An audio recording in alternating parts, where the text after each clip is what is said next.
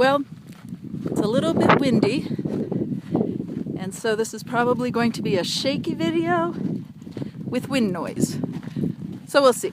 It may not be worth you even watching. It may make you too seasick. However, in the event that it doesn't, I'm going to talk about all the good things about why my mommy and my daddy should come live with me in Arizona. Let's start with the lovely view you're seeing. I'm just walking down the street from my house, and street is a relative term. You see, that's the street. But anyway, this is the desert to my left, quite lovely. And this is the desert to my right, also quite lovely. So anyway, while you enjoy the scenery, I shall enumerate the reasons for why this would be a good situation for all involved. Number one, it's a very different place, and you too need new and exciting things to give you some joie de vivre, as it were. For instance, we have this lovely desert, which is a totally different landscape. There are many plants to learn about. This is an ocotillo, Mom, which is actually not a cactus, despite the thorns and the fact that it grows in the desert. It's a succulent. So you'd know these kinds of things if you lived out here, because you would want to know about the flora and the fauna. Speaking of fauna, reason number 2 to move here, the fauna. We have wonderfully different animal life here than what you are used to where you are. For instance, in my yard alone, we have deer that come through regularly, bunny rabbits that are ubiquitous, as are the Gambel's quail, which are cute. We now know that we also have javelina. Wow, a car. That's odd.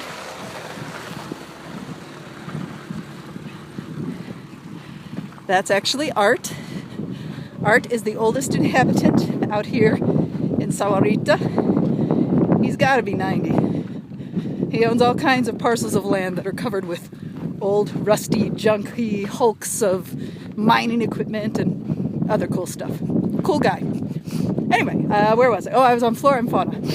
We have recently, of course, found out that javelina troop through our yard occasionally, which we always hoped for, but weren't sure. We have seen, both on camera and with our own naked eyes, bobcats.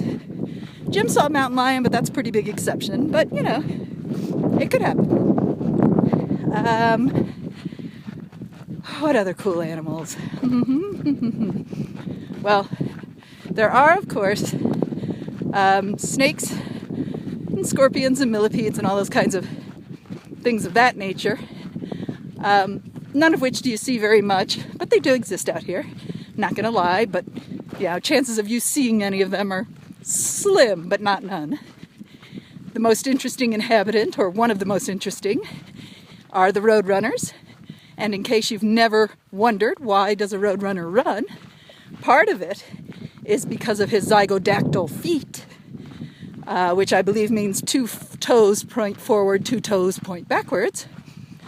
And part of it is because he's a member of the cuckoo family, so he's clearly cuckoo. And part of it is because his wings are rounded and short and not well suited for flight, but he can run up to 30 miles an hour. So he runs a lot. So that's the roadrunner, which is very cool, and one of my faves. And jackrabbits. You have got to love jackrabbits. Now that is some fauna worth fawning over. Time 5 minutes. Distance 0.25 miles. Average pace 19 minutes 15 seconds per mile. That's my Runkeeper app. Keeps track of where I am on the GPS and tells me how fast or slow, in this case, I'm going, and keeps track of my trail and blah, blah, blah, blah, blah. So anyway, where was I? Flora and fauna. We have all kinds of hawks, all kinds of interesting birds.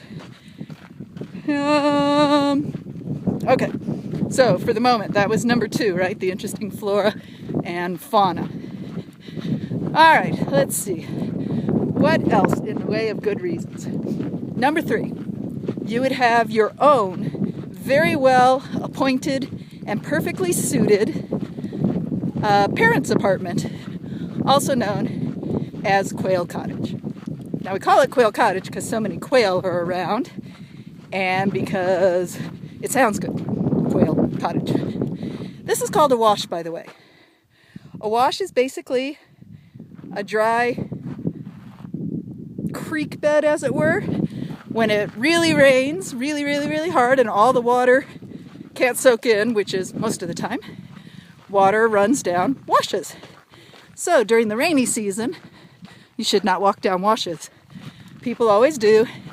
Some drown, some get saved, some of their cars get washed away. You have to be careful. So anyway, back to Quail Cottage. All right, now Quail Cottage is perfectly suited for your needs, and here is why.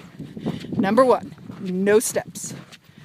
Number 2, practically no maintenance because it's such a nice, tiny, compact little place. Number 3, you have your own upstairs neighbor, the landlord, who loves you.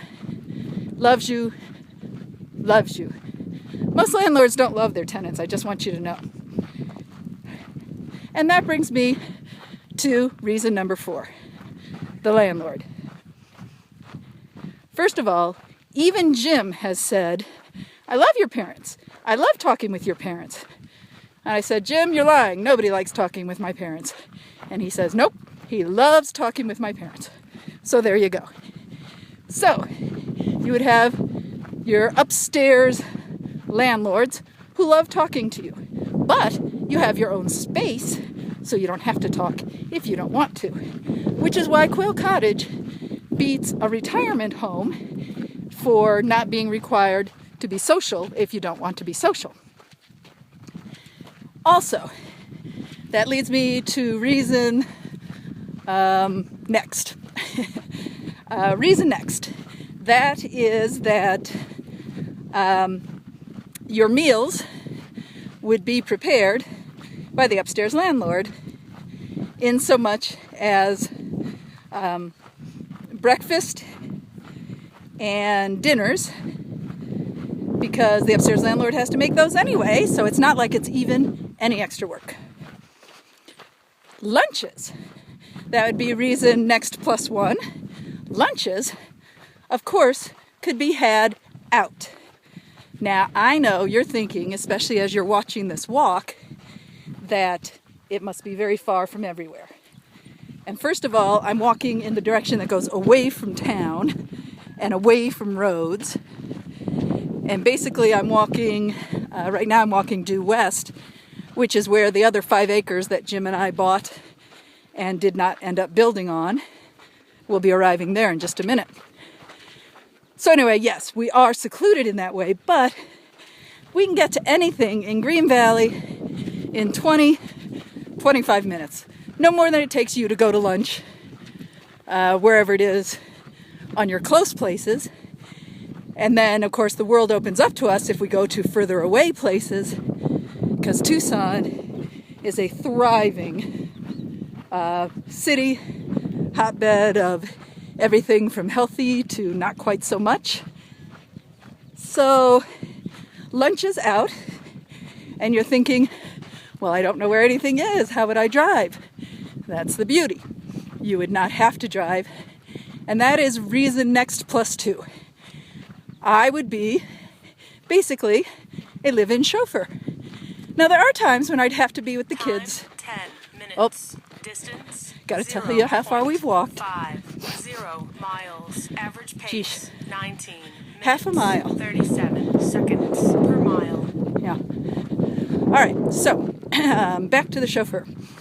There are times when I would have to be with the kids and might not be able to take you out to lunch. On days of that nature, I would either prepare your lunch ahead of time or come get you and bring you over to the Carlson hacienda and feed you lunch there. Something along those lines.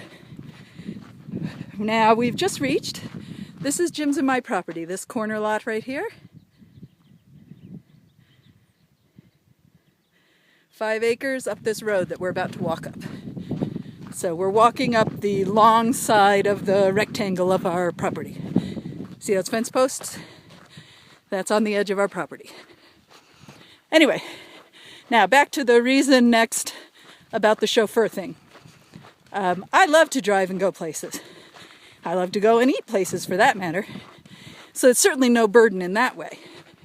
Also, it would be a joy to try to, how do I say this?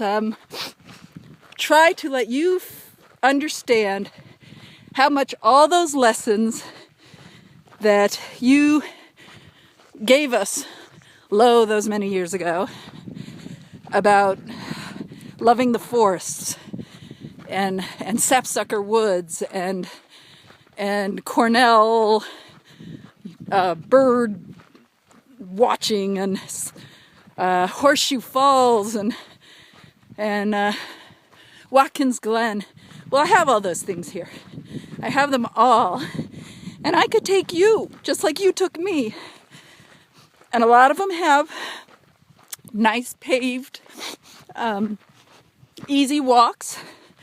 Some we would just drive and have picnics. I could show you that when you threw that pebble in the water, that the ripples are still spreading through me. And I could show you how much Gregory loves to go walking with his pom-pom. Because that's what my family did. My family went for walks and stuff. Reason next. There's no such thing as parents being a burden. And it's unfair of you to use that as any kind of rationale. Because you can't decide what's a burden on somebody else.